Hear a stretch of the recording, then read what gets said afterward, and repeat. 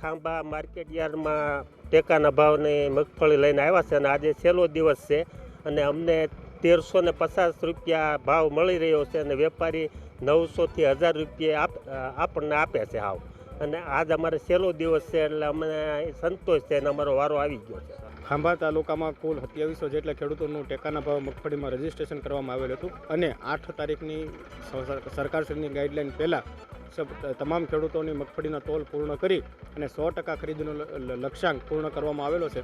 અને માર્કેટયાર્ડ ખાંભામાં ઇતિહાસમાં સૌથી વધારે 3.25 લાખ બોરી અને 65 કરોડ જેટલી કિંમતની ખરીદી કરી અને ખેડૂતોને પૂરતા પ્રમાણમાં પોષણક્ષમ ભાવ આપવામાં આવેલ છે.